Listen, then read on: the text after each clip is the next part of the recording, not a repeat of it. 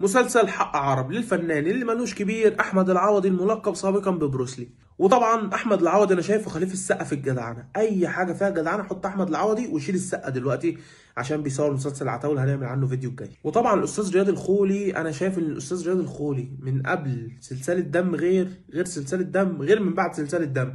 عارف انت، هو مراحل الشر بتتطور عنده، احنا مراحل الطفوله بتعلى عندنا، هو مراحل الشر بتعلى عنده. وطبعا دينا فؤاد شكلها ما اتضربتش كويس، فيلم ملوش كبير فجايه تكمل بقيت حصه الضرب في مسلسل حق عرب للمعلم عرب السوركي اللي هو احمد العوضي سابقا. وطبعا معانا حوت تمثيل مرعبه الفنانات العربيات المصريات الفنانه وفاء عامر، ودي فنانه ما بيختلفش عليها واحد او اتنين غير اللي ما يعرفهاش. بس انا حاسس ان الفنانه طالعه بدور ناديه الجندي في فيلم المذبح، ما اعرفش الاختلاف ده حقيقي ولا لا.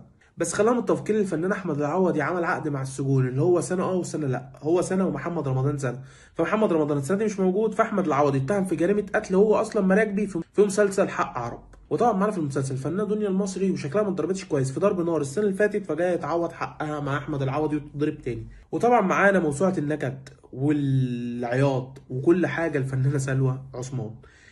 والصراحه الفنانه كويسه وكل مسلسلاتها حلوه، وهي تحسها برضو من العيله، تحسها خالتك ايه الندابه. بس شكلنا هنتبسط يا فنان وشكلك عامل مسلسل كويس، مش عايزين نحكم عليك دلوقتي، نستنى لما ينزل ونشوف اول كام حلقه. لو انت في مسلسل في دماغك او فيلم عايز نتكلم عنه ممكن تكتب في الكومنتات ونعمل عنه الفيديو الجاي.